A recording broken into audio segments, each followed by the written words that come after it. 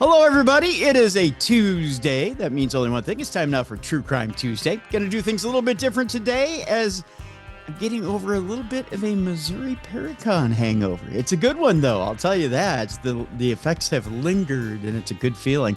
So we're going to do a little bit of a different program today. We're going to do a little bit of Rip from the Headlines, and we're also going to do some Dumb Crime, Stupid Criminals. So with that, we reach out and grab a co-hostess, one that is extremely talented, one that is witty, that is funny, and is easy on the eyes. Not only that, she has three books out there that have destroyed on the Hindustan Times bestseller list.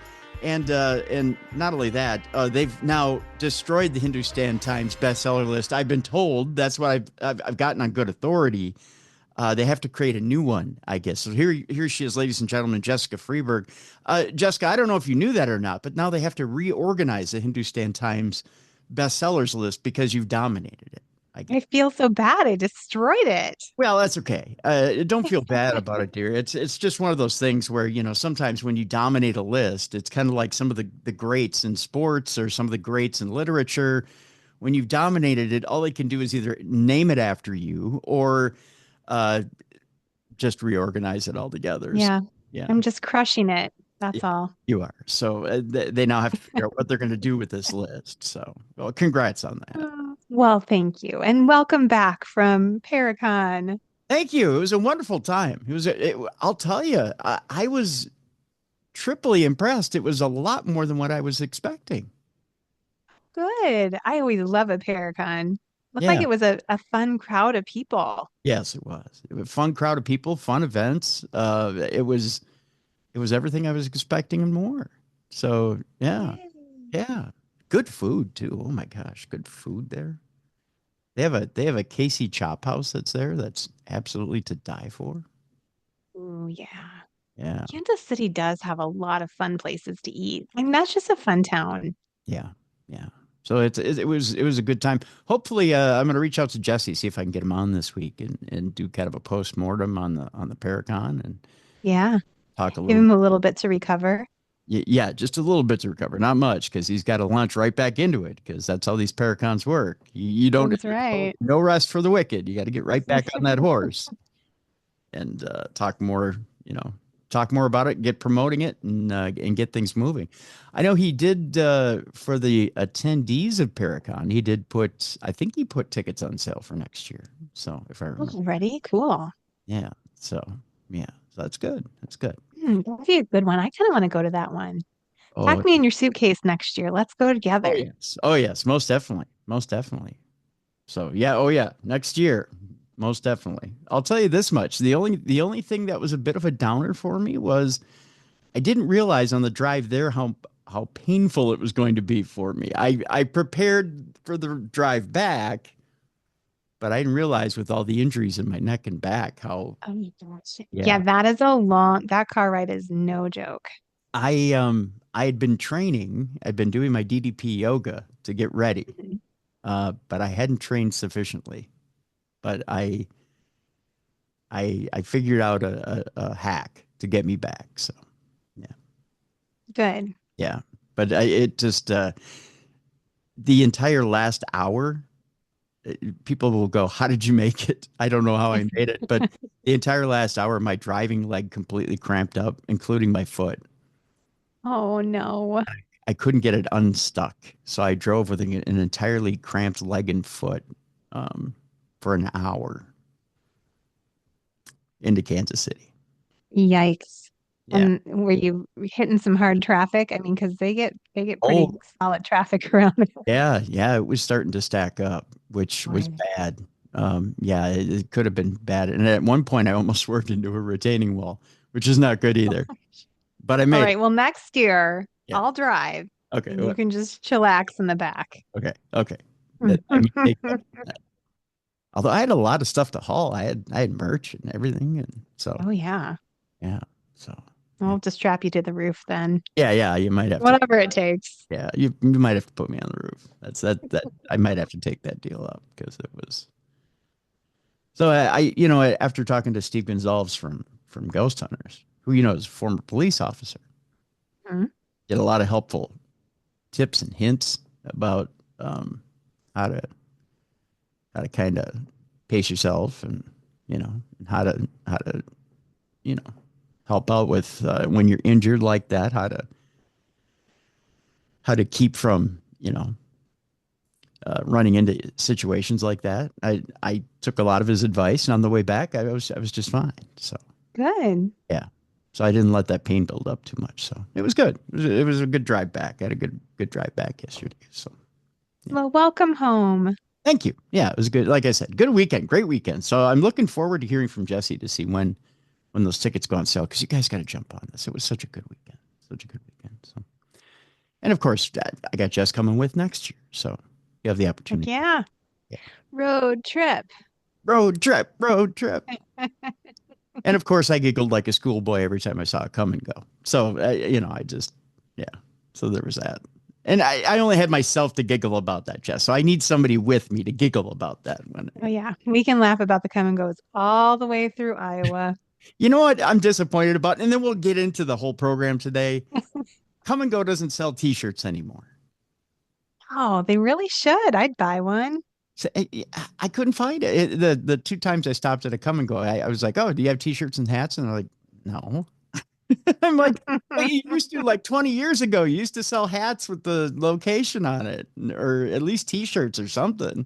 Yeah, They don't sell them anymore. they're missing out. Yeah, I was gonna buy a Come and Go T-shirt. They didn't have one, so We'll have to make our own. yeah, Come and Go T-shirt. So, the Darkness Radio Come and Go T-shirt, which will sell exactly one to me.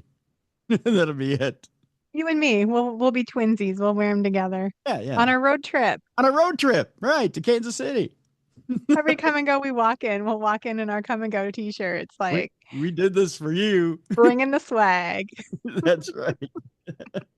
And they'll kick us out, Oh man. or think we're robbing the place, one or the other. Speaking of, we got lots of great stories. We're going to start out with Rip from the Headlines. I shouldn't say great stories when it comes to Rip from the Headlines. One of the Oh things yeah. that happened this past weekend, that kind of one of the alerts that came up on my phone, which I got to admit, at first is a little startling. Whenever you get celebrity news and Yeah. celebrity death notice, you first kind of look at it, Jess, and you go, well, I mean, that's a little shocking. Especially the one that came last week about Michelle Trachtenberg was Yeah, alarming. so sad. She was Yeah, so young. only 39, right? And Yeah. you go, well, that's pretty young to be leaving us. But then the one that really got to me, and I don't know why, was Gene Hackman. I said, and when it first came across, it was 95 years old and then passed away. And you're like, well, 95 is a good long life, right? But then the details started to come across. And you're like, what kind of morbidity is this, right? Yeah.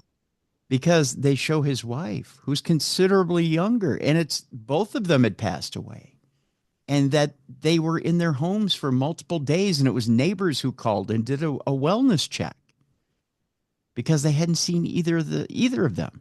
And it turns out that they both had done things like go for walks daily with their dogs, and they were active in their community. And Gene was known for writing books in his later years, Yeah.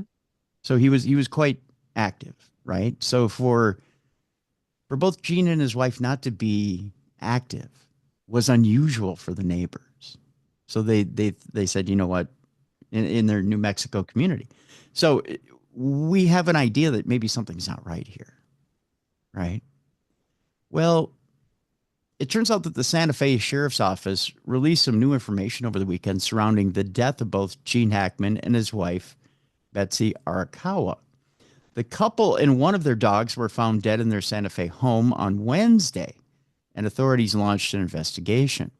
The press release from the Sheriff's Department noted investigation personnel working diligently throughout the night and morning to process the scene for evidence.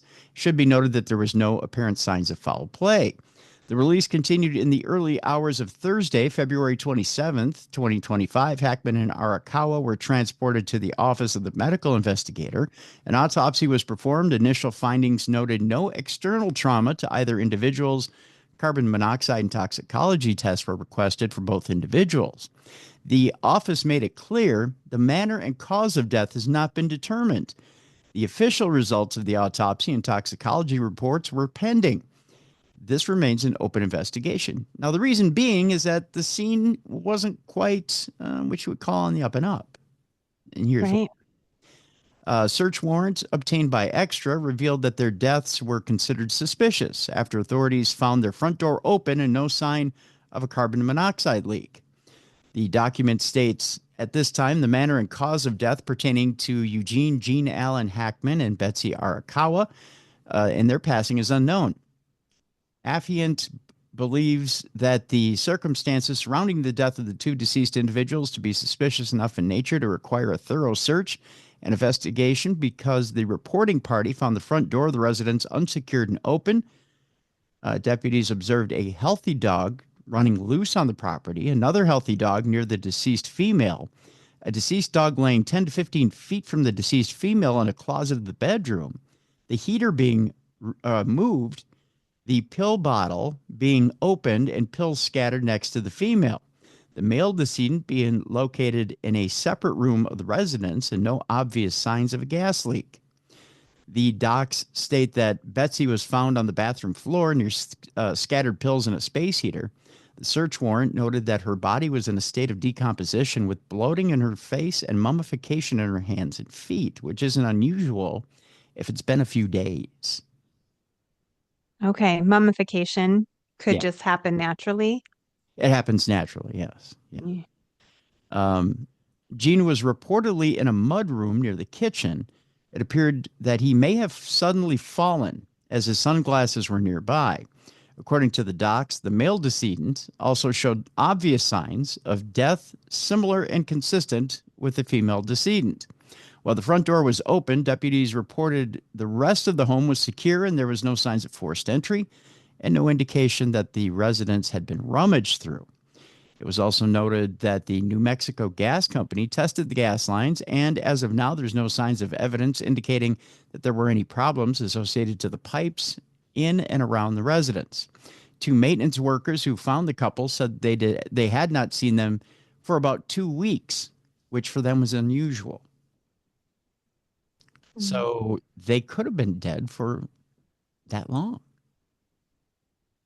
Yeah, I thought I heard somewhere that like he had a pacemaker or something, and the last activity on it was I'm, I'm having a hard time remembering, but I want to say, oh, I think it was February 17th, because when my husband was talking about it, my daughter chimed in and said, "Oh, my birthday." Oh, oh, that's a horrible Yeah. remember it. Oh gosh. So yeah, it was the 17th, but yeah, so that's quite a while between when they just likely deceased and then were found. Yeah. Yeah, it does take a little bit of time for mummification to start. So, yeah, they've been gone for a while. Yeah, it's so strange. I told my husband, I'm like, I don't know why I feel like he passed away and I don't want to say suicide, but like it kind of feels like that. I don't know, like pills all around her and maybe she was just so sad she couldn't go on. But then did she take the dog with her, the one dog? Because the one dog was, I guess, apparently one of the favorite dogs. But then why leave Yeah. the other two to remain alive and fending for themselves? Yeah, but maybe if she spilled the pills or the pills fell over and maybe the dog ate some and just died from that. I don't know. I don't This is know. all just guessing. Yeah, yeah, and it's very strange. It's a strange scenario indeed, indeed. Our next story has to do with a man. And by the way, this one was sent in by Jim. If you have a story for us, whether it be for dumb crime, stupid criminals, or it'd be for rip from the headlines, when we do rip from the headlines, please send it in tim@darknessradio.com. A man applying to be a jail officer allegedly admits to molesting kids during a polygraph. A Gillette, Wyoming man who tried to get a job as a detention officer is now incarcerated in the jail where he hoped to work. That's because during a pre-employment polygraph, he confessed to molesting children, according to court documents. Yikes. That's probably not something you want to put on the application. Maybe don't apply for that job if you know you have to take a polygraph. Yeah, or that you've been doing that in general. Yeah, Yeah, that's yeah. probably not an upstanding thing to be doing, especially if you want to be an authority figure of any type. A Gillette, Wyoming man who tried to get a job as a detention officer at the Campbell County Jail is now incarcerated in the jail where he hoped to work. That's because during a pre employment polygraph, he confessed to molesting children, that according to court documents. In a case that rose to the Campbell County District Court on Friday, Bradley Robert Hudson II is charged with 25 felony level sex charges. 25 felony level Oh charges. my Yes. goodness. He didn't just say, whoops, I slipped and did it once. He slipped and did it 25 times. By the way, 12 of which were punishable by up to 10 to 15 years in prison and $10,000 in fines each. Oh my gosh. So he's just like sitting there doing his polygraph and he's like, yeah, I'm a bad man. Yeah, he's like, let me think. Yeah, there was that one time. And then he's writing it down. Really? Yikes. 13 of these are punishable by up to 10 years in prison and $10,000 in fines each. My God. Hudson is 19 years old. Wait, Think about that. what? Yes, he's been a very bad, busy boy. Oh my goodness. Yeah, Well, that makes me wonder if he wasn't a victim I think so. Yeah. before. Yeah. Yeah. And he was applying to work as a detention officer for the Campbell County Sheriff's Office. Under Sheriff Quentin Reynolds confirmed on Monday to Cowboy State Daily. On February 17th, when Hudson was taking a pre employment polygraph test, he had 4 more steps to fulfill in his job application process, according to Reynolds. Licensed polygraph examiner Mike Walsh conducted the test that afternoon, during which he asked Hudson about any crimes that he had committed. When he was younger than 10, Hudson had engaged in sexual play with other children. Hudson told Walsh, according to an evidentiary affidavit filed in the case. You know, I hate to say that I engage in daytime TV, but I just watched a case like this on Dr. Phil. Oh, yeah. Yeah, I did. Um, when he was about 13, Hudson would watch pornography on his mother's phone, he added, according to the affidavit. He said he was deeply into sex. Walsh wrote, he denied ever intentionally seeing child pornography. Hudson allegedly admitted to having prolonged phases in which he'd have prepubescent children manually stimulate his genitalia and in which he digitally penetrated theirs, the affidavit says. Walsh developed serious concerns about letting Hudson be out in the world in places he could access children after that polygraph. So the evaluator spoke with Campbell County Sheriff's Officer Investigator Justin Cody, according to the document. Cody interviewed Hudson that same afternoon at about 5, and then again the next morning at around 9 after telling him of his Miranda rights. I think, the interview is going badly when they say, just going to let you know about your Miranda rights here. Yeah. Yeah, you're not getting that job. Yeah, I think you're out of the running at that point when the Miranda rights are introduced. The affidavit says Hudson gave the same confessions to Cody as he'd given to Walsh, but in greater detail. At one point, Hudson was 18 and allegedly admitted to having had a roughly kindergarten-age child touch his genitalia. Oh, no. Oh. Cody asked other deputies to arrest Hudson and take him to the detention center at that point. I think, Yeah, bye-bye, guy. yeah. Hudson had already completed his typing test, physical fitness test, and a written test as part of his hiring process at the time of his arrest. Campbell County Sheriff Scott Matheny told Cowboy State Daily on Monday. Reynolds said he'd heard of pre-employment polygraphs weeding out alleged criminals in the past, but nothing like what had happened in his tenure. It was a total shock to us, obviously, said Reynolds. You think it'll be awkward when he meets the guy who gets the job he wanted to have? Yeah. I almost had that job if it weren't for all the kitty diddling. Oh, I Yeah. guess he's where he belongs. Oh, yes. Yeah. Mm-hmm. What's going to be more awkward? The fact that he got caught in the screening process and went to jail, or the fact that he's going to meet a bunch of guys in prison that didn't like what he did? Yeah, they don't like that there. No, not at all. Frowned upon. Not at all. We're going to go to Pennsylvania for this next story, Jess. A woman was found in the back of a car in a Center County traffic stop, and it turns out she later died. Oh my. Yeah. This is an update to a previous story. Officials say more charges may be filed against a Clearfield County duo after they were stopped along Interstate 80 in Center County on Friday. Police say Edward Stewart and Cameo Evans are facing a variety of drug-related charges after investigators say approximately 3 pounds of methamphetamine along with a large quantity of fentanyl were found in their vehicle. Police say troopers also discovered a 57-year-old woman in the back seat who was barely alive. Officials confirmed Monday that the woman, who has not yet been identified, died shortly after the traffic stop. Autopsy and toxicology test results are now pending on the unidentified woman, which could result in more criminal charges for the duo. Police say 2 people were arrested. Oh, this is the original in Center County after multiple drugs, including 3 pounds of meth and an unconscious woman, were found in the back seat of that vehicle during the traffic stop that was on Friday evening. According to the criminal complaint at the time, state police pulled over the vehicle driven by 64-year-old Edward Stewart for allegedly following another vehicle too closely while approaching a construction zone on I-80 near mile marker 166 in Marion Township in Center County. State police said in the front passenger seat was passenger Cameo Evans, who's all of 35 years old, who was determined to have several warrants out in Clearfield County. The criminal complaint states that Stewart told state police as they stopped the vehicle that an unidentified 57-year-old woman was asleep in the backseat of the vehicle.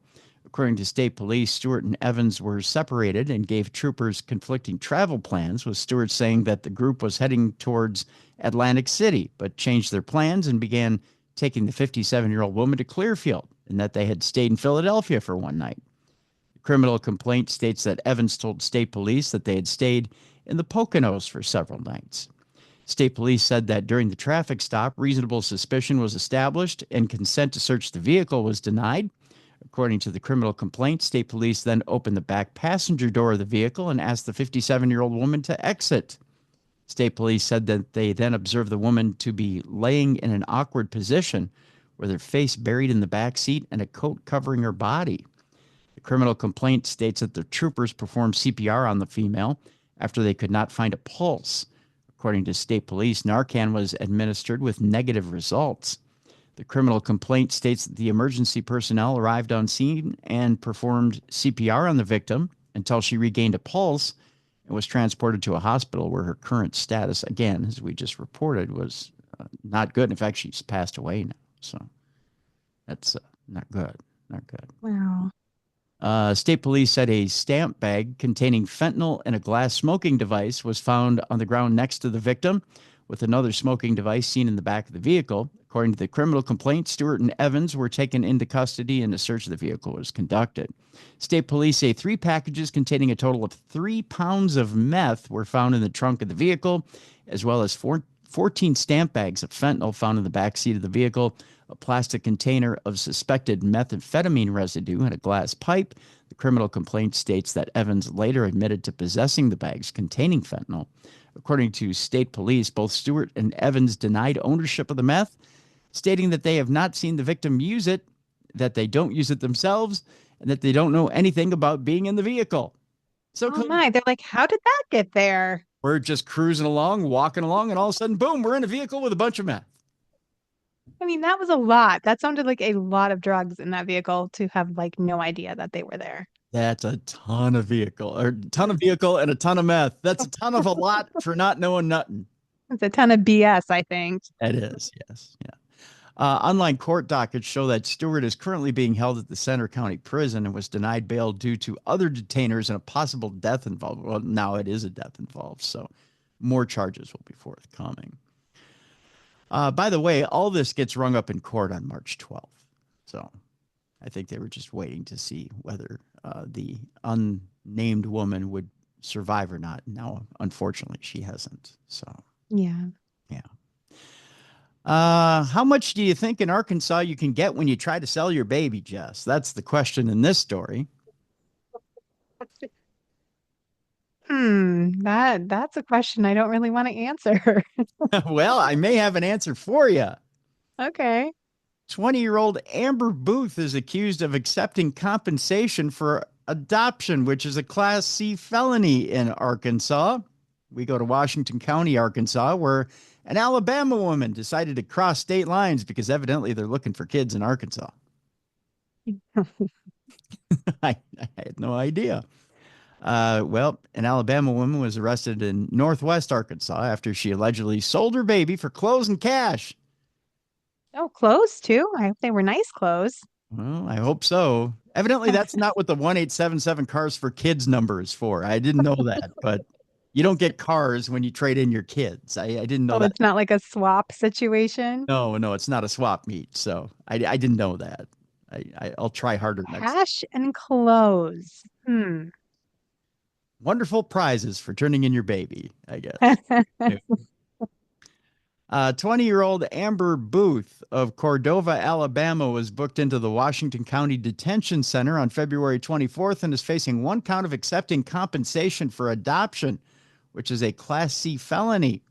Booth was released on $5,000 bond on February 26th. Let's tell you exactly how much she got and whether that will offset the $5,000 in bond. According to a preliminary report received by 5 News, the 5 News Action Team, Washington County Sheriff's Office, WCSO, deputies began investigating the case after receiving a phone call from Booth and her sister-in-law. The sister-in-law explained that Booth had a baby in November of 2024 that was transported to Elkins and given to a 43-year-old woman there. The sister-in-law believed that the baby had been sold and that when she and Booth tried to get the baby back, she wanted her baby back, baby back, baby back. Get it? The woman told them that they could not have him. Whoops. The two explained to deputies that Booth signed a guardianship to the woman that was notarized but not signed by a judge, the report said. The deputy investigating the case spoke to the woman, who explained that Booth brought the child around December 20th and that Booth signed documents giving her custody, adding that a lawyer was involved. The woman provided the document, and the deputy explained that it was not sufficient for custody because it wasn't signed by a judge, according to the report. The deputy contacted DHS and explained that Booth wanted the child and that the woman did not have custody, adding that if the woman was left with the child, Washington County would have essentially facilitated the kidnapping of said child. However, DHS came to the decision to leave the child with the woman, that according to the report. The sister-in-law also reportedly told authorities that when Booth returned from Arkansas, she suddenly had extra money and was buying clothing and other items. Furthermore, the sister-in-law stated that Amber had told her that money was offered for the child. The sister-in-law said that Amber had no ties to the woman and had not met her before. Booth was later interviewed by the deputy and explained that the Elkins woman was a friend of a friend and that she thought that the guardianship deal with the woman was only temporary. She denied accepting money at first, but later admitted to receiving, are you ready for this, Jess? Yes. Several off-brand clothing items and $50 cash for the child. Stop it. That's it? That's it. Wow. Off-brand clothing items. No Gucci, no Fenty, No Prada. no Prada. Okay. It was probably something off of Temu. Just Or saying. Shein. Or Shein. Yeah. Am I saying that right? Shein, Shane, Shin, whatever it is. Yeah. whatever. Mm-hmm. Where you get $3 shirts. That's right. $3 shirts that may have Oh lead. my, Yeah. $50. Come on. Hey, $50 goes a long way in Alabama. Is it? I think so. Yeah. Yeah. Amber said she signed the notarized document in Alabama thinking she was giving the woman guardianship for a couple of weeks because $50 should not get you a lifetime. No, definitely not. Maybe a couple of months, a year. It's a bargain basement price for a baby, $50. Yeah. Even a baby doll. $50 is a bargain for a baby doll. I mean, you would pay more for a baby doll at the Yeah. store. Yeah. Yeah. One of those American Girl dolls, those are over $100. Right. Right. And this one's real live and craps. I mean, so you And probably, cries and yeah, everything. yeah, it does all the motions, it plays peekaboo, so you probably should get a little bit more. Oh, that poor baby. Yeah. A guardianship case opened in Washington County on February 24th, in which the Elkins woman and her husband requested emergency ex parte guardianship on a temporary and permanent basis. However, on February 26th, Booth's brother and sister-in-law filed to intervene in the Elkins woman's filing, stating that Booth's family members would be the better guardians for the child. Oh, I don't know. They let the sale go down. Why would they be better guardians? I don't know, but I kind of think the people that bought the baby for $50 and off-brand clothes should get in trouble too. They have to know that's not right. I just think they're good bargainers. you know, I think if they can go out and get a good bargain, I mean, that Maybe. maybe they're better. Maybe they're better parents. Who knows? A hearing on the guardianship issue is set for March 5th, so it's coming up here relatively soon, tomorrow. Booth is expected in Washington County Court on March 19th, hopefully to be shamed and ridiculed. Let's hope that's part of the whole deal. Just saying. I don't know. I mean, just saying. One more, and then we'll take a break here. A Utah man is arrested after his missing ex's body is found in a shed with a bag over her head. Hopefully that's not a message about their relationship or hard feelings. Just saying. Yikes. Right. We're going to Provo, Utah, where police recently arrested a 53-year-old man on suspicion of killing his former girlfriend, whose remains were found in a shed. The Springfield Police Department first posted a bulletin on January 29th announcing that Lisa Hyde was last seen in late December. According to charging documents reviewed by KSL TV, a man claiming to be Arturo Carrion called 911 and said someone had killed his former girlfriend. Hyde and her body were hidden in a shed behind an apartment where Carrion was known to stay. Provo police responded to the home on February 23rd to perform a welfare check and discovered a body with a detached shed. Shouldn't that be head? It's a shed, I know, but the shed was detached, but it just seems weird. There were two metal sheds on the property, which Carrion claimed were owned by someone else and that he didn't have an access to a key, KSL reported. However, Carrion's mother arrived and reportedly instructed her son to give police the keys. Kind of sucks when mom busts you, right? Yeah, not cool, Mom. Yeah. When asked if they would find something in the shed, Carrion allegedly told police a dead body. Oh my. Authorities subsequently handcuffed him and opened the shed doors. Charging documents say officers went further into the shed, noticed the smell of decomposition, and saw a black nylon bag that looked like it had something large in it. When they unzipped the bag, authorities allegedly discovered a human forearm. Investigators obtained a search warrant and went back in again and found the body of the woman. According to charging documents, the woman's body had her hands bound behind her back with black wire, and she had a black plastic bag over her head, which was pulled with a thick strap around her neck. Although Provo police did not say who the victim was, KSL reports that the medical examiner identified her as Hyde. Hyde reportedly sustained bruising on her thighs, shoulders, arms, and chest, and her sternum was broken. Several teeth were also broken.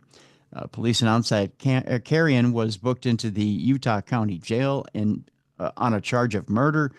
Further charges are still pending. Hyde leaves behind two children, sadly, according to KSL. So there you go. Okay, we're going to take a break here on Ripped from the Headlines.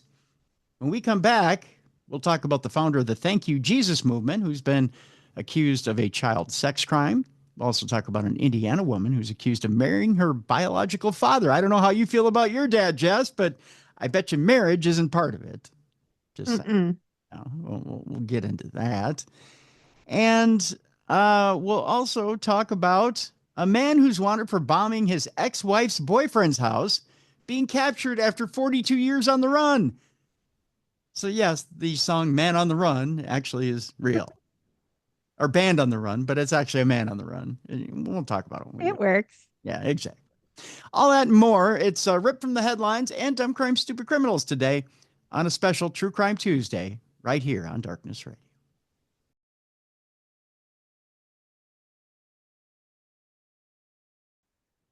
Welcome back to a special True Crime Tuesday today. It is Ripped from the Headlines and of course, Dumb Crimes, Stupid Criminals. I'm Tim Dennis. Right over there is Jessica Freeburg.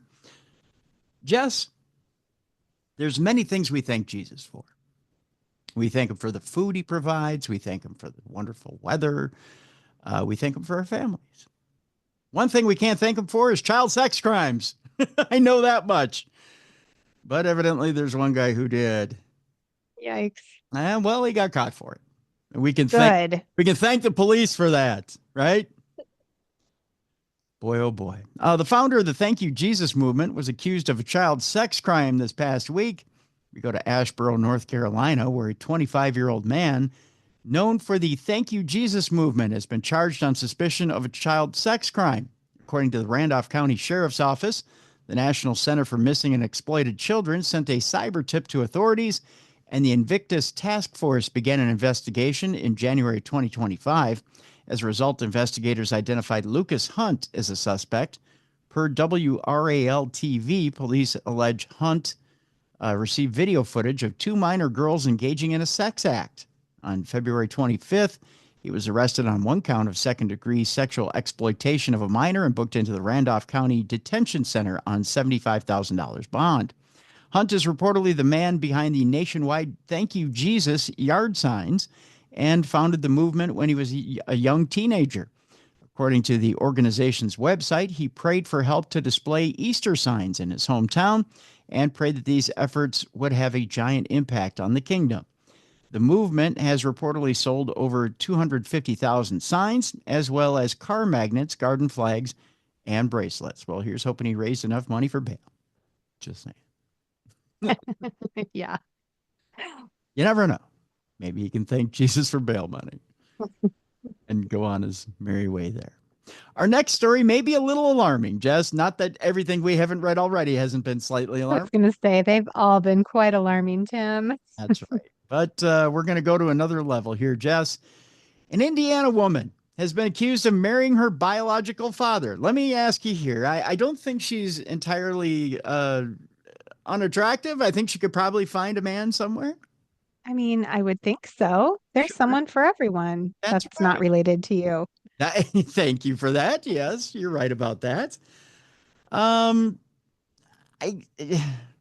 44-year-old woman was arrested for reportedly marrying her father while she was still married to another person in order to receive his veterans benefits. What? Huh? That's even weirder. That's just plain bizarre. Court records show that Kimberly Temple was arrested February 21st on charges of false information and marriage license application and attempted bigamy. Well, you know what they say. If it's bigamy, it's big of you. So that sounds like a Marx Brothers line. I know. According to court records cited by WEHT-TV, Temple and her father, 59-year-old Bradley McCollum, reportedly said in the marriage license paperwork that they filed that they were no closer than second cousins. Ew, that's even disgusting. Mm-hmm. But tests showed they actually had a 99.9% likelihood of being biologically related as father and daughter. Ew. Maybe he didn't know, you know? How do you not know? You were there to hold her the day she was born. The two wedded, by the way, in July of 2024 at a courthouse. Romantic. Mm-hmm. I'm throwing up in my mouth. I've heard of being close to your daughter, but that's a little ridiculous. Evansville Police Public Information Officer Anthony Osseeker told WHET that in for the first few days of her marriage to her father, Temple was still legally married to her prior husband, which would make it illegal to marry someone else. I think it's just illegal to marry your dad, period. But there are many layers of illegal in this story. That's an onion marriage if I've ever heard of one. McCollum reportedly falsified his address on the paperwork as well. WPTA TV reports Temple and McCollum were not close for several years while he went to federal prison, but they eventually got back in contact with each other. Do you think there were conjugal visits that got them closer? I mean, I hope not. Oh, Officials believe McCollum and Temple got married so he could collect her father's $350 monthly VA benefits. Wow, $350? That's it. That's the cost of a daddy and daughter getting married. $350 a month. Mm. I Hmm. hope they didn't consummate the marriage. Ugh. You and me Ugh, both. this whole story. Yeah. McCollum has faced multiple charges of failing to register as a sex offender. He is currently serving time in federal prison in Arkansas for violating his probation, and he will be released in July. God help his other daughters if they're out there. No. That was all kinds of messed up. Ooh boy. Boy, oh boy, oh boy, oh boy. Definitely not girl, oh girl, oh girl, because they're in trouble. Just saying. We move on. This story is a bit grisly. A Michigan man is sentenced for shooting his wife in the head 5 times while she was on the phone with 911. Oh, Yeah. Now, if she'd had only hung up the phone. No, I'm kidding. That's a terrible joke. no. Macomb County, Michigan is where we're headed, where a 31-year-old man has received a life sentence without the possibility of parole in connection with the shooting death of his wife. The Macomb County Prosecutor's Office announced February 26th that a judge sentenced Stephen Wheeler after a jury found him guilty of first-degree murder and felony firearm in connection with the death of his wife, that identified by MLive.com as 33-year-old Jordan Wheeler. According to prosecutors and WJBK-TV on October 19th of 2023, Wheeler's wife called 911 to report an assault where the defendant shot her 5 times in the head with their 2 children nearby. Oh my gosh. There should be a bigger sentence for that. Yeah, I mean, I really, that's, not that it's horrible in itself. I mean, it's a horrible crime in itself, but when there's children involved, it's yeah. And as witnesses, that should be some sort of an aggravating factor. yeah. Macomb County prosecutor Peter Lucido said this was a senseless and brutal act of violence that took the life of an innocent woman and forever shattered the lives of her loved ones. No punishment can ever undo the pain and loss his family has endured. I hope this conviction sends a clear message that domestic violence will not be tolerated, and we will remain committed to seeking justice for victims and their families. It's a sad, sad story indeed. All right, our next story, we're going to Charlotte, North Carolina, where a man is sentenced after his wheelchair-bound wife was found dead on a pile of trash in a hoarder house. My goodness. Talk about ways that you don't want to go.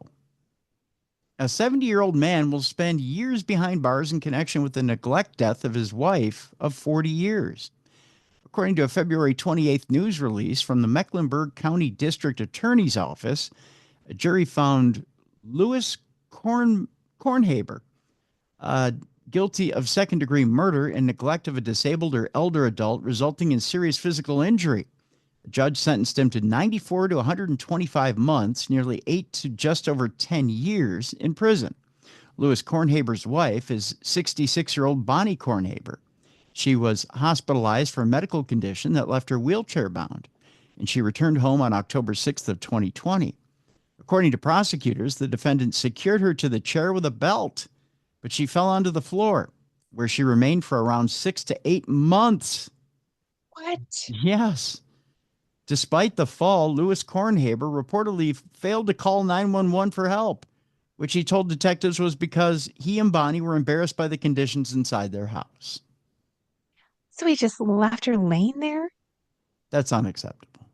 Oh my goodness. Great. What a terrible way to go, too. You just lay there and just You lay starve to death and there dehydrate and and die. Yeah. mm, On June 4th of 2021, Bonnie Kornhaber reportedly told her husband she was having issues breathing, but the defendant wanted to watch television for several hours.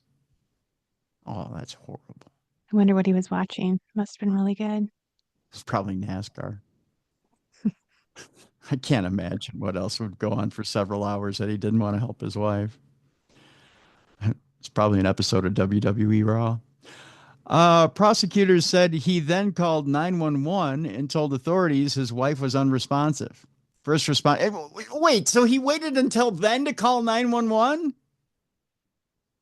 What was on? Like Duck Dynasty? A marathon? Yeah, I mean, you can binge anything now, I guess. So who knows? First responders located the victim deceased at that point, lying on a pile of trash surrounded by spoiled food in what detectives referred to as a hoarder house. She was reportedly covered in her own waste, had extensive sores, and there were insects present in many of the open bed sores on her body, Jess. Oh, poor lady. She died tortured. Yeah. That poor woman. And I think 125 months is being generous. Yeah, you said that's around 8 years or something. Yeah, it's around 8 to And almost he's 10. in his 70s. Yeah. He should go in for the rest of his life. He really should. It's just disgusting. Yeah.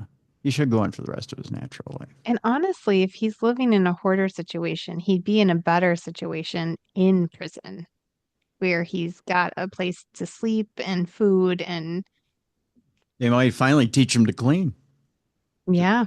This is the scumbag right here. Mm, Yeah. Just, yuck. yeah. I don't know, but that's a horrible, horrible way for someone to die. That's for sure. All right. And finally, in Ripped from the Headlines today, who says a man on the run can't join a band on the run and get away with it at least for 42 years? That's a good long time to be running. Yeah, it is. Now, there's such a thing as passion and there's such a thing as crazy, right? In having a passionate craziness about a person.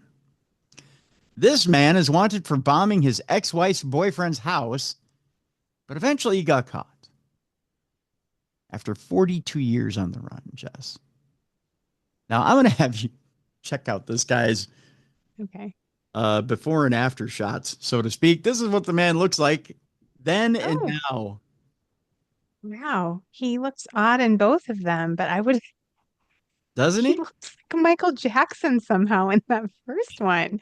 That is so weird. It is weird, isn't it?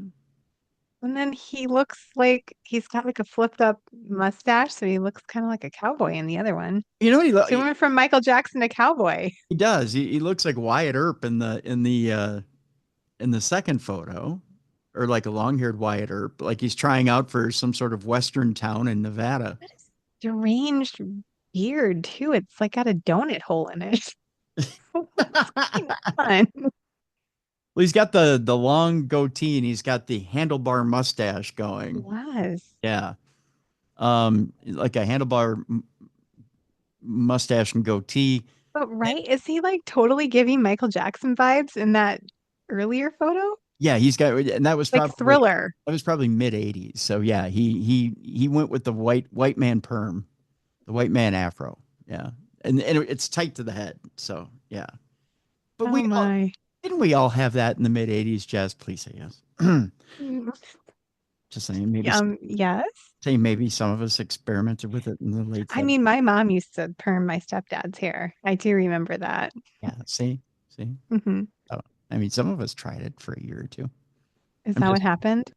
I'm just saying maybe the pictures have been destroyed, thank God. But maybe some of us tried it. Perms for guys came back. My son had one in high school for a little hot second. See, see, Yeah. saying some of us had bad judgment. Some of us were captured on film, and some of us weren't. Yep. Yeah, we go to Sweetwater County, Wyoming, where a 76-year-old man who eluded capture for over 40 years after he was arrested for attempted murder was apprehended at a mountain compound in New Mexico, living under a new identity. According to the Sweetwater County Sheriff's Office in 1982, yeah, it was not quite it wasn't Thriller Day. Oh no, it was Thriller Days. It 19, must have been. I mean, literally that the jacket he had on, it looked like the tracksuit that Michael Jackson was wearing. Same color and everything. yeah, it was, wasn't it? Well, yeah. It was an orangish red. Yeah. Stephen Campbell allegedly booby trapped a toolbox with explosives and left it outside his ex-wife's boyfriend's house. The ex-wife reportedly opened the toolbox, which caused a powerful explosion and flying shrapnel. The blast led to the boyfriend's house and a neighboring residence catching on fire. The wife also reportedly lost a finger because of the blast. Oh, I think it backfired. I don't think he meant to put her on fire. yeah, he wanted her back. Yeah, yeah. Deputies arrested Campbell for attempted first-degree murder, but he posted bail. Then he immediately vanished and became Wyatt Earp. The sheriff's office issued a new arrest warrant, and then Campbell disappeared without a trace, slipping into a new identity and avoiding capture for decades. While on the run, Campbell allegedly assumed the name of Walter Lee Kaufman, a college classmate who died in 1975. The sheriff's office said Campbell built an entirely new life under that stolen identity. Campbell allegedly carried a U.S. passport and Social Security card under Kaufman's name. He reportedly obtained about $140,000 in Social Security benefits while doing so. Wow. I mean, he made a life for himself. Yeah, he did. According to the U.S. Attorney's Office for the District of New Mexico, Kaufman and Campbell attended the University of Arkansas and studied engineering. Campbell reportedly renewed the passport multiple times using Kaufman's name, but photos of himself and his home address were the only things that differed. Campbell's scheme began to unravel in 2019 when he reportedly used fraudulent documents to renew a driver's license. After it was issued, the National Passport Center's Fraud Prevention Unit found out Kaufman had been dead for decades. The sheriff's office said Campbell remained on the U.S. Marshal's most wanted list for nearly half a century. Local and federal law enforcement renewed their investigation into Campbell once they found that he had been using an alias.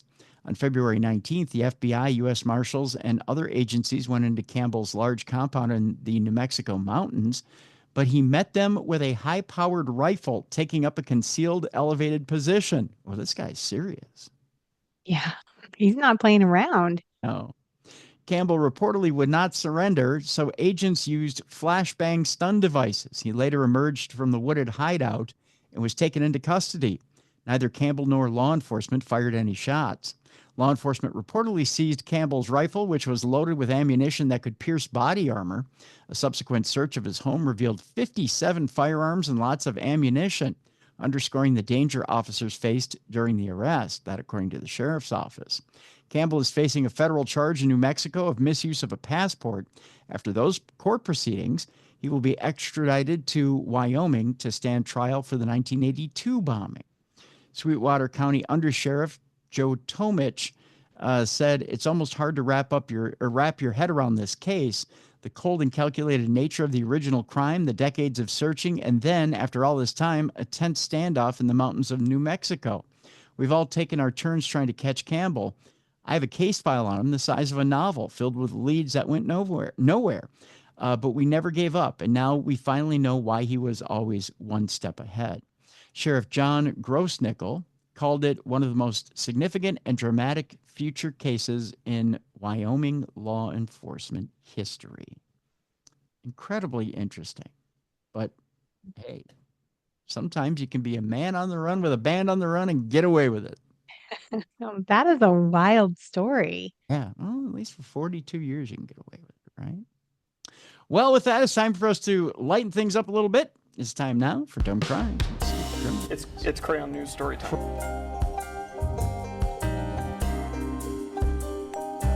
What happened with this dude, Christ Bearer?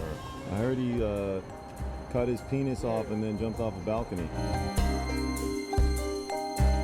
Suspect pulls gun from butt, shoots twice at Denver police. What is your emergency? I need help. And what's the problem? I'm too high. You're too high? Yeah. All right, it's that time once again. It's time now for the time you've all been waiting for. It's time now for Dumb Crimes and Stupid Criminals. I don't think we have to reintroduce Jess anymore, but if you want another introduction, Jess, I could do it for you. It's still me. It's still you. So we'll stay here in this great state of Minnesota for our first story. It turns out that a Minnesota woman has a very unhinged reason for running a red light. Oh, I can't wait to hear it. I don't know that I'd use this though, Jess. If you ever do run a red light and get caught, it's a horrible reason. Police, I'm sure, have heard all kinds of reasons for breaking the law on the road. They've probably heard some some whoppers, some big ones. This woman had no reason to use the reason she used. She was running late for the chiropractor, which is a good, Okay. good reason to want to throw a whopper out there, right? But Minnesota lately has been using red light cameras and speed cameras, and they instituted this pilot program this past summer, right? And they're testing it out. And they're testing it out in Bloomington, Minnesota. Okay. Well, this woman went through a red light camera and they used it to ticket her. They have a video up right now. The Bloomington Police Department has a video up of this woman running this red light. You can see a blue vehicle come in from the right and blow right through a red light. The officer pulls the driver over and gets out to have a chat. The woman says that she's late for a chiropractor appointment, which is not a good reason to speed, run a red, or anything like that. What she says next is absolutely unhinged. I'm going to try and play this briefly and see if we can hear what it is she says, because it is, well, to say that it's disturbing what she says is beyond anything here. Let's see here. I'm going to try and grab a hold of it and see here. Here's what she says. Car approaching the intersection, she's going to go right through a red light. As you can see, mine's green right now, and hers would be red. I'm going to go stop her and just wait till you hear her excuse. Hello. The reason I'm pulling you over is because you went through that stoplight back there.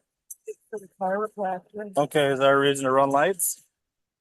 Well, honestly, I think there's something in my OnStar that set the wireless so that every time I go through a wireless intersection, the light turns red. Really?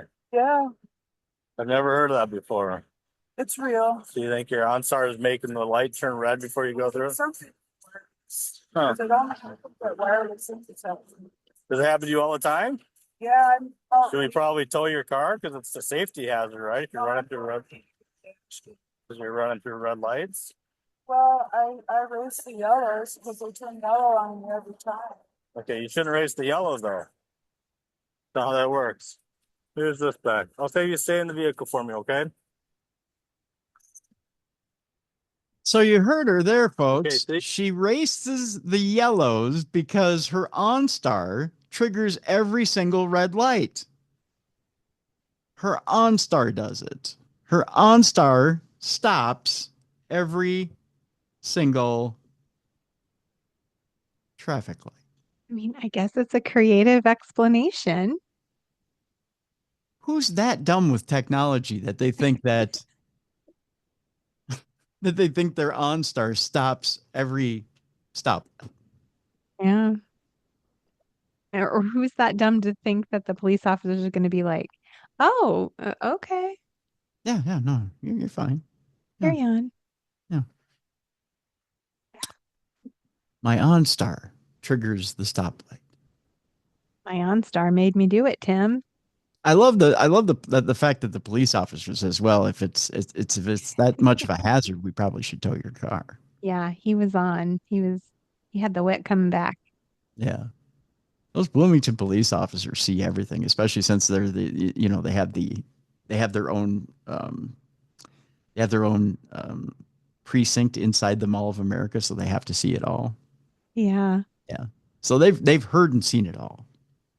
They've heard international excuses as to why people shouldn't be arrested. So yeah, the whole my OnStar trips the light is not going to get you out of it. Nope. I hate to tell you. So, speaking of shopping, Jess, I don't know. I mean, I've gotten very, very frustrated at Walmart. I with my Charcot foot, I'm not able to walk around a Walmart. So I do Right. have to take an electric cart. Okay. Now, when you're at ass level with everybody, there's a lot of people that go to Walmart in their jammies and don't shower. I'm just saying it's a disgusting trip around Walmart. Try it Oh, sometime. It's fun. I'm just saying, hop in an electric cart sometime and go ass level with everybody at Walmart, and you too will come out a little disgruntled. But one man in Commerce City decided he had had enough. And it turns out he's a convicted felon. So he probably shouldn't be, playing Annie Oakley at the Walmart and waving a gun around as he's driving an electric cart around Walmart. No, I don't think anyone should be doing that. Well, if you've ever had to be at that height, Jess, you'd bring a gun with you too. I might understand. I'm totally, hey, I'm sympathetic. We go to Denver, where Commerce City police arrested a convicted felon after he was reportedly caught on camera waving a gun around in a Walmart. Don't be waving a gun around in Walmart. Just another don't do it here, said the Commerce City Police Department on Facebook. They've never had to ride ass level in a cart. Just saying. On February 16th at around 8 p.m., Commerce City Police responded to the call at the Walmart at 5990 Dahlia Street near Pioneer Park. According to police, the suspect was seen on surveillance footage waving the gun in the store and then placing it in a backpack. Body camera footage posted by Commerce City Police shows the officers confronting the suspect in the store. The suspect begins to reach for that backpack, and the police immediately apprehend him. Police said even if the suspect was carrying the gun legally, which they said he wasn't, it is illegal to brandish a firearm in a threatening way for no reason. Initially, Commerce City Police said the suspect was facing a charge of unlawfully carrying a concealed firearm. However, police learned he was a convicted felon and is facing an additional charge of possessing a weapon by a previous offender. In the body camera footage posted by police, it shows the confiscated weapon. Don't scare our community members. We've got their backs, said the Commerce City Police Department. Yeah, don't do it at ass level. That's what we don't want. So, yeah. Just saying. Although, let's see here. Boy, I didn't think we were at this point yet in the show. No, we're not yet. Okay. I was going to say, we're not at not safe for work time yet, are we? Oh, I was going to say, flew through those. That was quick. But no, we're not yet.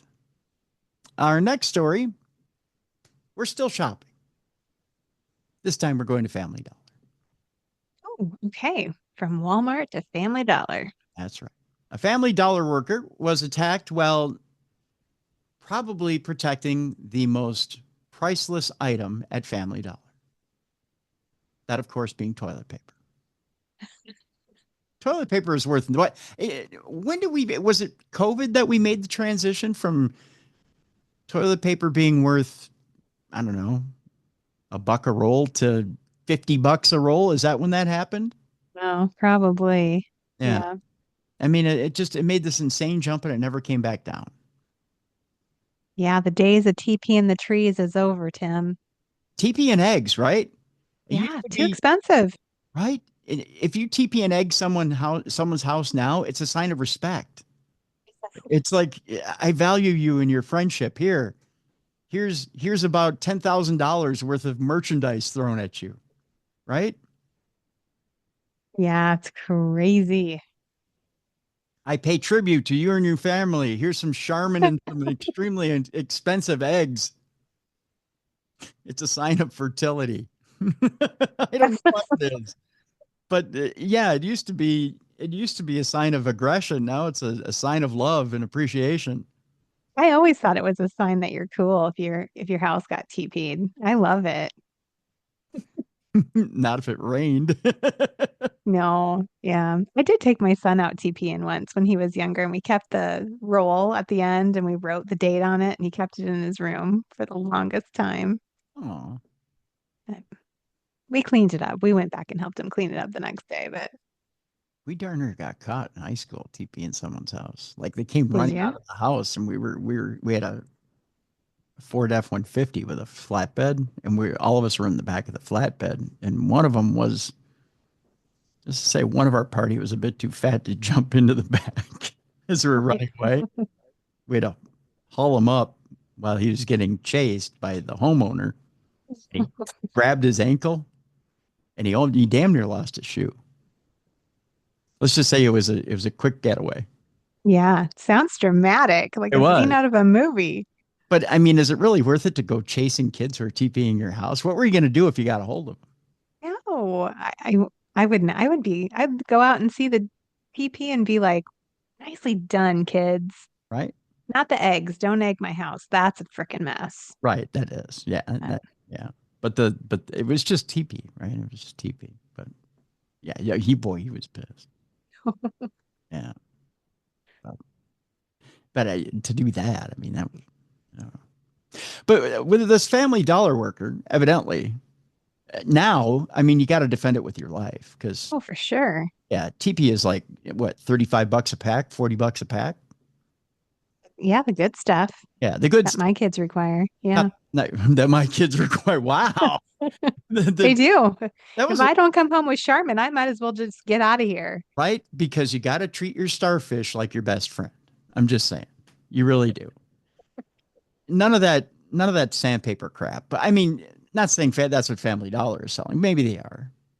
I mean, yeah. Is it really $1 there? If it's $1, it's definitely not Charmin. I'll tell you that. I'm about to tell you how much it cost and what this woman did to protect this cost of toilet paper. You're going to say it's not worth it, but God bless her. Nonetheless.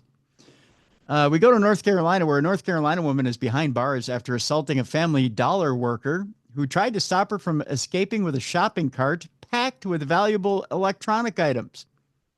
Sorry, correction. 44-year-old Lakina Stanley was collared yesterday for attacking the female employee over a purloined $6 pack of toilet paper. $6, Jess. She must have really needed it. You know this woman has calluses on her anus. $6. You know that's 80 grit. You know that, right? You could take rust off of metal with that toilet paper. You might as well use corn husks. That's right. You might as well go wipe with leaves for $6. When Stanley sought to shoplift from the Family Dollar in High Point, worker 29-year-old, and God bless her, Deja Pierce, attempted to stop the toilet paper heist with her life for $6. Pierce told Deja. I know, Deja. God love you, but it's $6, honey. Let it go out the door. Let him have it. Chances are it probably stops bullets. I mean, just hold the pack up to your chest. I mean, it's tougher than a $2 steak at a VFW. Just, use it for protection. Pierce told cops that she tried to lock and block the door when a female attempted to leave with a pack of toilet paper. That's a direct quote from Deja. After Stanley pulled Ms. Pierce's hair in an attempt to move, cops reported the two fought. So, yes, there were fisticuffs over toilet paper, a $6 pack of toilet paper. Police subsequently found Stanley circulating the area near the Family Dollar and arrested her for assault and attempted larceny. She also has been charged with a third misdemeanor for allegedly damaging Pierce's iPhone during the Monday afternoon scuffle. So, yes, Pierce's $1,400 iPhone was damaged over a $6 pack of toilet paper. Was it really worth it? If you'd have wrapped it in the $6 toilet paper, it probably wouldn't have got damaged. Yeah. Meanwhile, over at Best Buy, people are just walking out with TVs and stereos. Oh yeah. They just lift it up and take it on out. Here's a $3,000 TV for you. And over at the Dollar General, this girl's throwing down. That's right, for $6 worth of toilet paper. Stanley, who was locked up without bond, you heard that right, over $6 toilet paper, was expected to make an initial court appearance today. Let me show you what a woman with a calloused anus looks like, Jess. Here she is right here. Oh, she looks angry, Tim. Oh, well, you would too if you bled regularly from the anal. Yeah, she's like, it hurts so bad. Yeah, it hurts so bad, it's good. There it is. Just saying. Dear God in Himmel. Yikes. Just saying. This woman, another woman who's scorned in our next story. She's all of 18. She's a youngin'. Vandalized her ex-boyfriend's car with yellow paint. Or so she thought. Oh, I was going to say, you probably deserved it, but yes. Let me show you. Let me show you a picture of this Bad car. choice. She did a good job. Okay. Yeah. Did she? Oh boy, did she get to it? Look at that. Ooh. Look at that, huh? What does it say? Let me read off a little bit Kinds of of it. stuff. Yeah, there's a devil in there. She got the devil in there. Well, let me read the story. I'll tell you exactly what. Oh, by the way, she also used eggs, so it was an expensive job. Oh, wow. Well, for as expensive as eggs are, people really are going to it with the eggs lately. Yeah. Yeah. We got egged once, and it was with Eggland's Best. I was like, someone's mom is going to be mad. Right. These are good eggs. They are. You know, I have a friend in Puerto Rico who sends me an update on how much eggs are at the Sam's Club in a weekly basis. Yeah. They vacillate between 13 and 14 bucks a dozen. Bananas. Nobody's egging anybody in Puerto Rico. No, they shouldn't be doing it here. I mean, I want to say they were like $9 last time I got a pack. Yeah. I mean, they're expensive. It's ridiculous. Make yourself a nice omelet for $9, you know? use some of the Kraft makes some of the melty cheese now, some of that shredded Ooh. melty cheese with Philadelphia cream cheese. Get yourself some of that for Ooh. about $2-3 Yeah. a bag. Get yourself some nice eggs. Make yourself a grand omelet. You know? Or Yeah, there's your revenge. Make a delicious omelet, eat it, and be happy. Yeah, watch it go to your hips. There's a good idea. Huh? There's a great idea.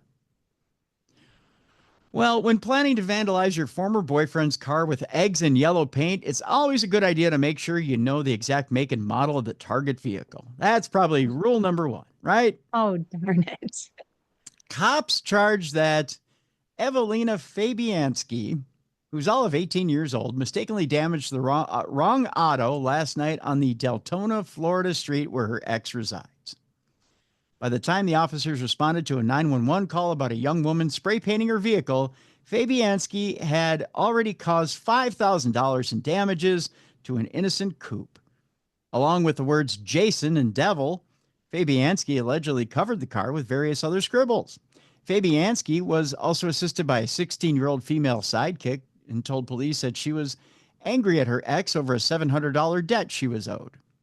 Fabianski was charged with criminal mischief, contributing to the delinquency of a child and illegal possession of alcohol. She was also hit with a DUI rap. Her underage cohort, who was found covered in yellow paint, was also cited for marijuana possession because it's a party after all. So, you got to get in where I'm shocked that alcohol was involved. Yeah. Personally. And that there was even weed involved. Why get mellow when you're trying to do something like this, right? Yeah. Yeah. Commenting on the vandalism, a sheriff's deputy told Fabianski, "You really need to try harder to try to be sneaky because you are god awful." He also added, chuckling, "And you guys spray painted the wrong damn car." She's like the kind of girl who's like, it's a black car. Like, you don't know anything other than the color. Right. Didn't know the make and model. Probably didn't even know that the license plate number or anything. Like it has doors, it has and wheels, and it's black. It has to be his. It's near his house, right? It's that thinking. Fabianski was freed on bond late this afternoon from the county jail. While 3 of the 4 counts she faces are misdemeanors, the criminal mischief is a felony, by the way, since damage to the car exceeded $1,000. Let me show you a picture of Miss Fabianski as she was caught in all her glory at the booking photo. She looks just slightly sloshed. Yeah, he's a little 3 sheets to the wind. A little bit. So I don't think that she'll be too happy when she comes to. That's for sure. That is for sure. All right. We're going to get to our dumb crimes, stupid criminals, not safe for work section now. So I'm just going to warn you guys right off the bat with this that you're going to want to take if the kids have been listening, which, by the way, they probably shouldn't have been listening to the first part of the program. I'll just tell you that right now. But if they are still listening, then what you're going to want to do is get them out of the room, tell them to do earmuffs, stick their hands in their ears or their little fingers in their ears and not pull them out until we say so. Also, if you're listening at work, you probably don't want the boss listening because they're going to think poorly of you. You're going to get a poor review on your review when it comes time. Or if they're listening along, they may think highly of you. Either way, I don't know. I don't care. It's your life. Do what you want to do. And your also your fellow employees aren't going to get much done. So either way, you're probably not going to want them to listen either. So probably want to keep it to yourself and put in your earbuds. And we'll do that in 3, 2, 1. Here we go. All right. We got 3 stories today, Jess, when it comes to yield not safe for work. Oh, no, I'm sorry. 4 stories when it comes to not safe for work. Okay. We start out with the precursor of, but vision insurance would have been easier. Don't you think? Okay. Right? Mm-hmm. A Delco employee is charged for offering free glasses in exchange for sexual acts. Yeah, vision insurance. What? Yeah, vision insurance is so much cheaper. I'm just saying, That's a new one. Yeah, you just show a little card. Man is being charged with sexually assaulting a customer while working at an optical shop. First of all, let me show you the picture of this guy. If this guy were to say to you, Jess, if you just do me, I'll give you a pair of glasses. And even the glasses he's wearing look like they're the cheapest one on the wall at Vision Ease or wherever you go to. Don't you think that maybe you'd probably just get vision insurance? I think I would be saying no, thank you. Yeah. Doesn't it look like he's wearing the cheapest pair on the wall? I mean, it looks like he could have got him at the Dollar General, right in the checkout line. Right near the toilet paper. Yeah. Yeah, exactly. The $6 toilet paper. He looks like he's wearing the $5 pair of bifocals you get on the spinner rack. Yeah. Yes, indeed. Multiple customers have fallen victim to one man's disturbing proposition, and officials believe there may still be more. Brian Steiner has been charged with multiple counts of sexual assault, threat of rape, indecent assault, false imprisonment, and related charges. The Delaware County man is accused of soliciting sexual acts from customers while working at 2 optical shops in Fallcroft and Collingdale. Officials say he lured customers to the back of the stores by offering free glasses in exchange for sexual acts. Hey. Wow, and they actually went with him? See, that's the thing, right? What? Who does that? Does that work? I mean, it must. Hey, baby, I couldn't help but notice that you're in desperate need of bifocals. I see you squinting over there. I see you Sexy. there. I know you can't see me now, like John Cena, but I'm hoping that you'll be able to see me later after I get you a free pair of glasses. You want to drop trial for that? How will you be paying for that today? Visa, MasterCard, or ass? Just wondering.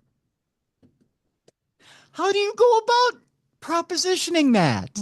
And not just one person, multiple people, they said. Right. Yikes. Officials believe there may still be more people that have been traumatized by this. I'm traumatized just reading about it, and are asking them to come forward. Oh. So, Jess, you're a guy like Mr. Steiner is at a Delco. You go in for a pair of glasses. And he says, well, Jess, I couldn't help but notice you need a new pair of glasses. I couldn't help but notice there's a bulge in my pants. What do you say? What's your answer to that? Oh, uncomfortable laughter, followed by me leaving. Yeah, right? I mean, there's just nothing you can say there that isn't laughable. No. But I certainly wouldn't join him in the back. Right. There's no right. Another story, which I know is a serious story, but I couldn't help but somewhat laugh a little bit at. Okay, I'm gonna read it. Okay. We go across the pond. A court hears how a South Shields nurse allegedly sexually assaulted patients. Now, that part is not funny. No, absolutely not. It's how blatantly rude the nurse is. and it's a male nurse, I believe.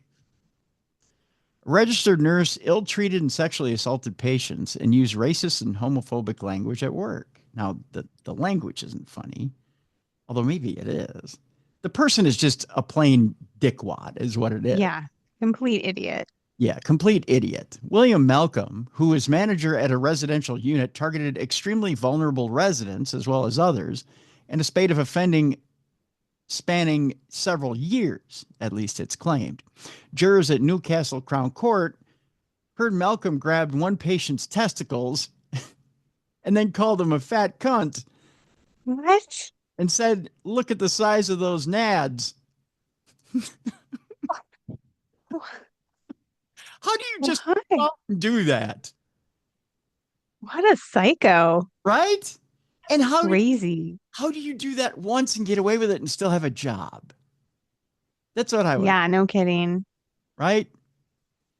He called a woman resident a slapper and referred to her son as a puff and a F word. In other words, a slur for a gay person. That's an F word. I won't Okay. on air. It is also claimed that he repeatedly kissed two female patients on the lips and thrust his hips at another. Again, how do you maintain your job after that? After that short list, right? Wow. But he's still there. He's still hanging in, Jess. Mm. Other allegations include him groping breasts and bottom areas of non-residents. So someone comes in to see Granny, and he's like, here, let me treat you like a bowling ball. And he still has a job. Hmm. How does that happen? Where is this at? Oh, over across the It's pond. in England, yep. Okay. He was also thrusting his groin at them and making remarks about the penis size of a colleague's partner because he was black. Yet he still had a job.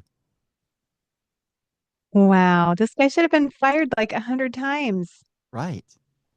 Malcolm, who's 61 years old, of West Hope Close in South Shields, denies 2 charges of ill treatment of a person in care, 10 of sexual assault, yes, and 1 of racially aggravated harassment in relation to 8 complainants. So there are 8 people who brought it forward.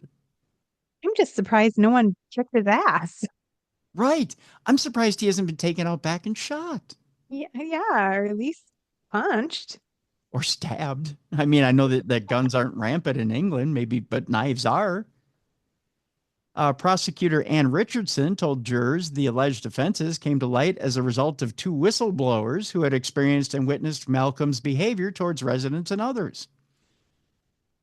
Ms. Richardson said it is the Crown's case that the defendant's care of the residents named in the indictment was not only devoid of the respect and kindness that those residents deserve, but was also a criminal offense. The law exists to protect those who are unable and mentally or physically to be able to protect themselves. Of course, the Crown does not suggest that the defendant was ill-treating all of the residents all of the time. Caring for those within such a setting was not an easy job. Don't defend the shit. Okay, it's not an easy job. I get it if you go and have one too many drinks after work because you're trying to like wash your sorrows away, but not if you're grabbing.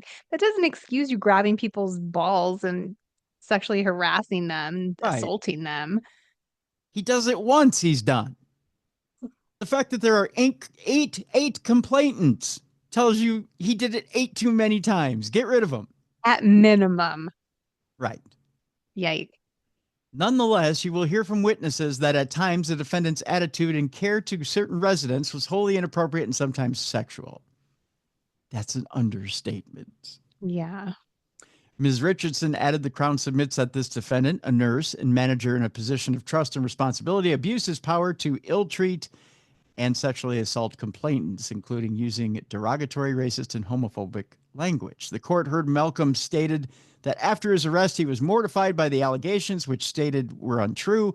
Ms. Richardson said it may be suggested the behavior amounted to banter, which is rejected by the Crown. The trial, by the way, continues.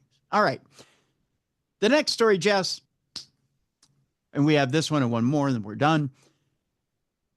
Men are simple creatures. We can be True. distracted by anything. And I do mean anything. We can be distracted to the point of mortal danger, as this man was. By what, you may say? Well, it was something very, very appropriate. A train strikes a vehicle of an alleged impaired driver after what, Jess? What distracted him? What could cause a train to hit this man? What do you think took his eye off the ball? Even though he's a little impaired, had a little drinky poo, a little something to drink. I'm going to show you the picture of this man, and I'm going to ask you, why would this man let a train hit him, even if he had just a little something in his system? What do you think made him take his eye off the ball, Jess? Oh, definitely had to have something to do with boobs, I think. Yes. Ding, ding, ding, ding, ding, ding, ding. It was boobs, Jess. Oh, man. You got it. We're going to LaPorte, Indiana, where a driver was struck on a set of railroad tracks, but he made it out safely from his car before it was struck by a Norfolk Southern train in LaPorte, Indiana. The crash and his arrest may not have happened had he not been highly impaired before a woman showed him her breasts while they were FaceTiming each other. Hey, honey, you want to see these? Bing! And he was like, oh. But then he saw a light at the end of the tunnel, and it was an oncoming train. That's the picture drawn from a police investigation leading to charges against 27-year-old Zachariah Vigil. The LaPorte man is still facing misdemeanor counts of operating while intoxicated and leaving the scene of a crash, evidently with a heart on between his legs. It was about 2 a.m. on Monday when Vigil was driving to his girlfriend's house after watching the Super Bowl, according to the charging information filed in LaPorte Superior Court. Vigil told investigators he had become distracted by the sight of her breasts that she was showing him on FaceTime, which caused him to drive up on the rails next to the crossing at Orchard Avenue and 2nd Street. According to court documents, police said Vigil tried pushing the car off the tracks before the vehicle was struck by the freight train. Whoops. According to court documents, the woman picked up Vigil and was just leaving the scene of the crash when stopped by one of the responding officers. Vigil, who was in the front passenger seat, had an alleged blood alcohol level of 0.273. Whoa. Not only was he seeing boobies, he was seeing stars. Police said a strong odor of burnt marijuana was also detected inside his car at the crash site. So he was flying high and had visions of tits in his head. He was having a party. That's right. And our final story today is an interesting one. Has to do with a brothel run by a person by the name of Soonbang. Whoa. Yeah. It's a wholly appropriate name. Yes, it is. A New Jersey massage parlor was raided as part of a prostitution probe.